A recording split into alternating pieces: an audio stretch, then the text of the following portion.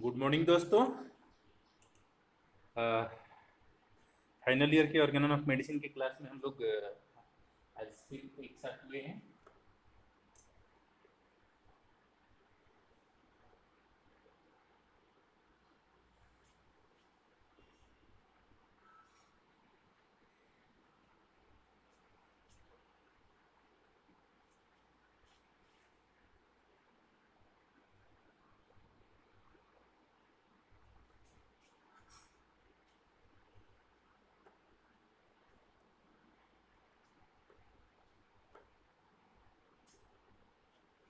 तो last class में basically हम लोग एफोरिज्म 26 पढ़े थे, नेचर्स लॉ ऑफ क्योर पढ़े थे।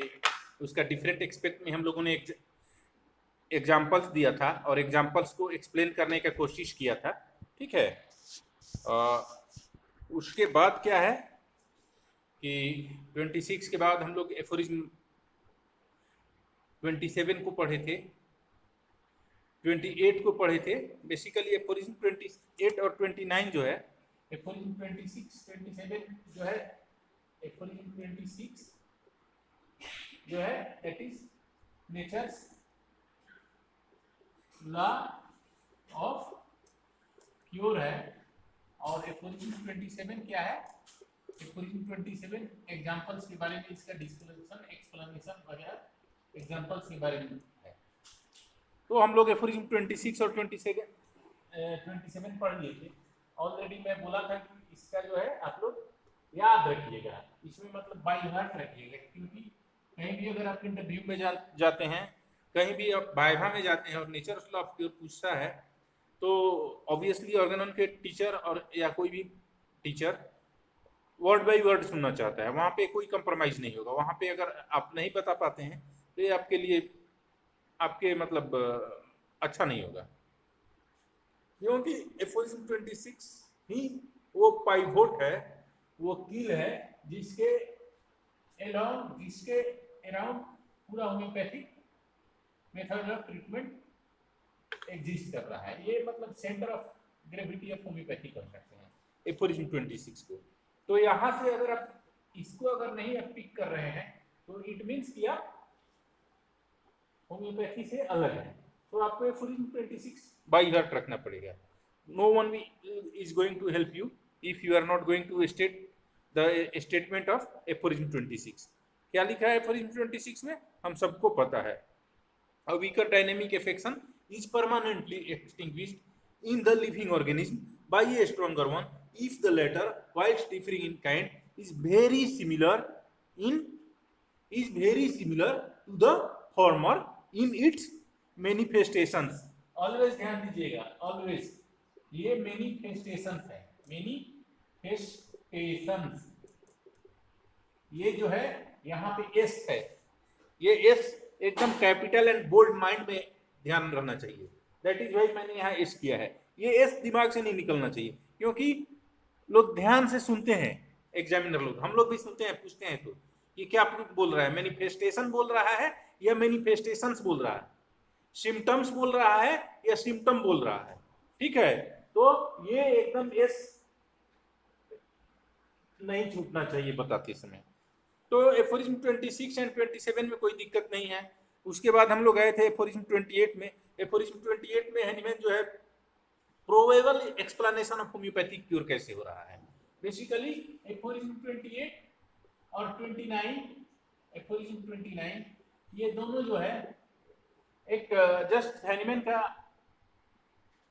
का कोशिश है एक्सप्लेनेशन देने का कि कैसे मतलब होम्योपैथिक क्योर होता है, एक्सप्लेनेशन देने का, ये थ्योरेटिकल एक्सप्लेनेशन देने का कोशिश है। वो बोल रहे हैं कि मतलब मुझको लग रहा है कि ये सबसे मतलब एग्जैक्ट है, बट ये कोई मायने नहीं रखता एक प्रैक्टिशनर के लिए कि होम्योपैथिक क्योर कैसे हो रहा है। बस हम देख रहे हैं कॉज एंड इफेक्ट, हम सिमिलर मेडिसिन दे रहे हैं और क्योर हो रहा है।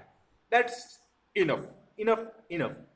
इंटीरियर में क्या चल रहा है, क्या हो रहा है, क्या आ रहा है, क्या जा रहा है, उसको लेके हेडेक अपने को नहीं लेना है। बट फिर भी जो भी मतलब जिज्ञासु लोग हैं उनको चाहिए इस चीज का एक्सप्लेनेशन कि कैसे कैसे होता है क्योर होम्योपैथी।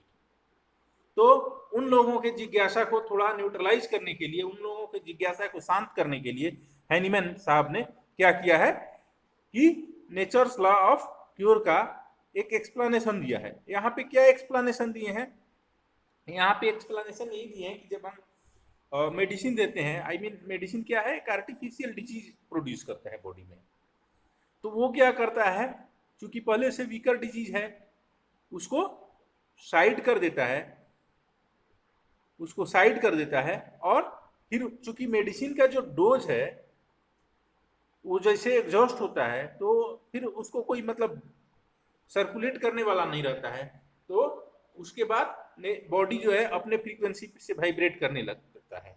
हम लोग एग्जांपल रखते थे, दिए थे लास्ट क्लास में ट्यूनिंग फॉर्क का। जैसे हम लोग एक ट्यूनिंग फॉर्क को जस्ट वाइब्रेट कर देते हैं और उससे ज्यादा वाइब्रेशन वाला, उससे ज्यादा वाइब्रेट करते हुए ट्यूनिंग फॉर्क को उसके पास में ला के रखते हैं अगर हम, तो ये दोनों एक साथ वाइब्रेट करने लगते हैं। अगर इसका वाइब्रेशन कम है और उसका ज्यादा है तो दोनों एक साथ वाइब्रेट करके एक तरह का साउंड प्रोड्यूस करते हैं।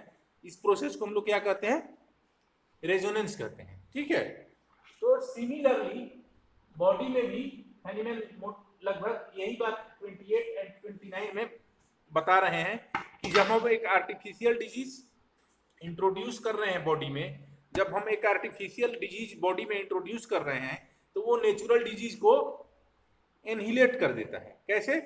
क्योंकि जब स्ट्रॉन्गर डिजीज आया तो वीकर डिजीज के प्रभाव से बॉडी निकल के वो उस स्ट्रॉन्गर डिजीज के अंदर वाइब्रेट करने लगता है। ठीक है, मान लीजिए मैं आपको अभी ऑर्गेनोन पढ़ा रहा हूं, ठीक है, अभी ऑर्गेनोन में आपको पढ़ा रहा हूं, अचानक प्रिंसिपल साहब आए तो आप लोग सब मुझको छोड़ के प्रिंसिपल साहब पे फोकस्ड हो जाइएगा। क्यों? क्योंकि मैं छोटा टीचर हूं, वो बड़े टीचर हैं। सो अपने आप मेरा असर आप लोगों से खत्म हो जाएगा और मैं सीन से गायब हो जाऊंगा और सीन में प्रिंसिपल सर आ जाएंगे, सीन में प्रिंसिपल सर आ जाएंगे।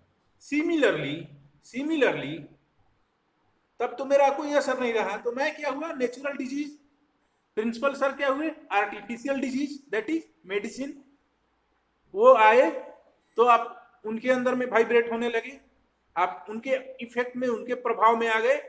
ऑब्वियसली मेरा प्रभाव खत्म हो गया, मैं निकल लिया यहां से। ओके, अब क्या हुआ कि principal sir is artificial disease, और ये आर्टिफिशियल डिजीज का जो डोज है, ये एनर्जी जो बाहर से आप मेडिसिन दे रहे हैं उससे डिसाइड हो रहा है। वंस ये डोज, ये प्रिंसिपल सर का एनर्जी एग्जॉस्ट हो गया, प्रिंसिपल सर एक दोबारा नहीं कोई मतलब ये दे रहा है, एनर्जी नहीं दे रहा है, तो अब क्या हुआ कि आप लोग अपने ऑर्डर में आ गए, क्लास में हल्ला मचाने लगे, जैसा मतलब आप लोग करते हैं वैसा करने लगे, आप लोग फ्री हो गए, फ्रीली डिस्कशन करने लगे। सिमिलरली अब कहने का मतलब आप लोग हेल्थ में आ गए। तो पहले आप नेचुरल डिजीज के इफेक्ट में थे, नेचुरल डिजीज के अंडर थे, वो आपको कंट्रोल कर रहा था, दैट वाज मी।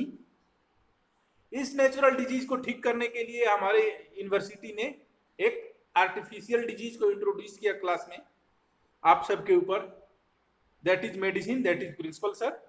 और ये तब मेरा असर छोड़ के आप उनके असर में आ गए, और चूंकि ये सिर्फ 1, 2 या 3 या 4 या 5 डोज दिया गया, तो इसका जो एनर्जी है वो लिमिटेड है, और ये एनर्जी जब एग्जॉस्ट हो गया तो ऑब्वियसली आप लोग अपने नेचुरल फ्रीक्वेंसी में वाइब्रेट करने लगे।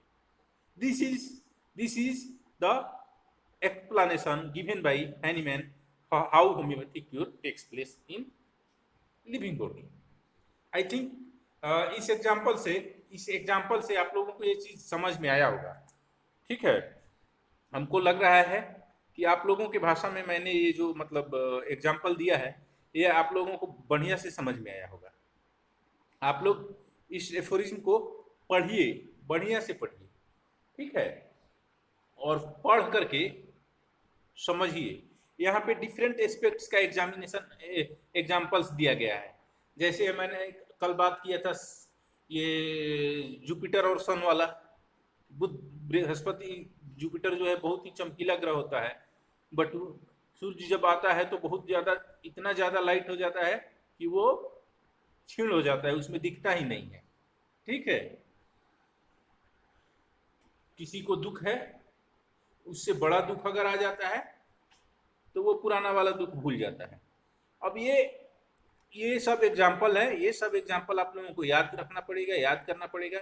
कई बार क्या है कि एग्जाम में एग्जाम्पल से पूछ दिया जाता है कि फुटनोट में क्या एग्जाम्पल दिया हुआ है, कौन सा एग्जाम्पल दिया गया है, कितना टाइप का एग्जाम्पल दिया हुआ है। तो भैया आप याद करने वाला चीज़ तो आपको खुद याद करना पड़ेगा, समझाने वाला चीज़ है वो हमने समझा दिया। आई थिंक आप लोगों को एफोरिज्म 28 और 29 में अब कोई कंफ्यूजन नहीं होगा। एक रीडिंग दीजिएगा, क्लियर हो जाएगा। अगर कोई कंफ्यूजन है तो पूछिएगा।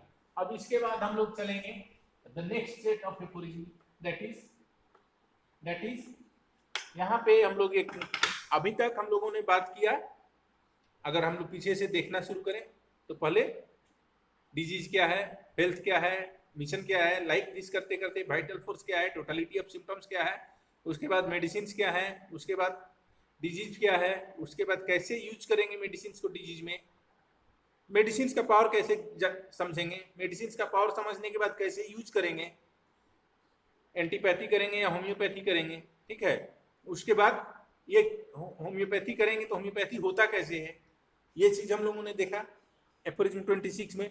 उसके बाद उसका प्रोबेबल एक्सप्लेनेशन देखा। ठीक है, अब इसके बाद जो नेक्स्ट सेट्स ऑफ एफोरिज्म है that is aphorism 30, 31 and 32। Aphorism 30, 31 और 32, यहाँ पे हम लोग एक नया टॉपिक शुरू करेंगे, एक नया टॉपिक को लेकर डिस्कशन करेंगे, जिसमें हम लोगों का सेंटर क्या है, 30, एफोरिज्म 30, एफोरिज्म 31 और एफोरिज्म 32।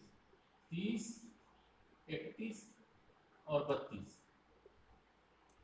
कौन स्ट्रॉन्ग है? मेडिसिन स्ट्रॉन्गर है, स्ट्रॉन्गर है, और डिजीज स्ट्रॉन्गर है। Which one is stronger? Which one is stronger? कौन ज्यादा ताकतवर है, मेडिसिन और डिजीज? एक्चुअली मेडिसिन और डिजीज नहीं कहना चाहिए, डिजीज आप लोग ऑलरेडी पढ़े हुए हैं, और मेडिसिन ऑब्वियसली हम लोगों को मास्टर हैनिमैन का फॉर्मूला पता है, या कोई भी एक जो मतलब बंदा है वो कैसे लॉजिकल वे में किसी चीज को एक्सप्लेन करेगा। तो सबसे पहले हम लोग बोले थे क्या, जो चीज हमको रूल आउट करना है, जो हम कर रहे हैं उस चीज को सामने ला के रखेंगे। ठीक है, तो सबसे पहले वो नेचुरल डिजीज का बात किए कि नेचुरल डिजीज कितना स्ट्रॉन्ग है, उसके बाद मेडिसिन कितना स्ट्रॉन्ग है, फिर कौन यूज करेंगे, कैसे यूज करेंगे। यही कंसेप्ट हम लोग एफोरिज्म 30, 31 और 32 में हम लोग डिस्कस किए हैं। आप लोग इस चीज को पढ़िए, समझिए। नेक्स्ट क्लास में हम इसको आप लोगों से डिस्कस करेंगे। तब तक के लिए थैंक यू। रीडिंग दीजिएगा। एफोरिज्म 29 पे क्वेश्चंस आते हैं, फाइनल ईयर में भी क्वेश्चंस आते हैं। इंपॉर्टेंट पोर्शन है 26 से लेके 29 तक, कि हाउ होम्योपैथी, पहले नेचर्स लॉ ऑफ क्योर क्या है, दूसरा how homoeopathic cure takes place. एक बार फिर बता देते हैं क्या है, हम ऑर्गेनिज्म जो है आर्टिफिशियल नेचुरल मॉर्बिड एजेंट के अंडर में काम कर रहा है, चल रहा है, डिजीज है। उस डिजीज को हटाने के लिए हमने एक आर्टिफिशियल कंट्रोल्ड डिजीज, जिसको हम लोग मेडिसिन कहते हैं, वो दिया ऑर्गेनिज्म को। तो क्या हुआ कि चूंकि ये डिजीज का स्ट्रॉन्गर है तो वीकर वाले डिजीज को यो इनहिलेट कर देता है। इनहिलेट सब कल भी हम लोग डिस्कस किए थे, आज भी कह रहे हैं। इनहिलेट का मतलब होता है समूल नष्ट कर देना, कोई नामो निशान नहीं रहे। इनहिलेट शब्द बार बार आपसे पूछा जाएगा कि क्या मतलब समझते हैं इनहिलेट का, वो हम लोग बोले थे ना, फना हो जाना, मतलब उसका कोई निशान नहीं हो। एक जैसे हिरोशिमा नागासाकी का एग्जांपल हमने दिया था कि एटम बम गिरा तो वहां पे उसके आगे क्या था, कुछ नहीं था, जो भी था सब वेपराइज होके खत्म हो गया, वहां एक गड्ढा रह गया, कोई नामो निशान कुछ नहीं है। इस तरह से एकदम तहस नहस करके खत्म कर देना पूरी तरह से। तो ये हुआ हम लोगों का एनहिलेट करने का मतलब।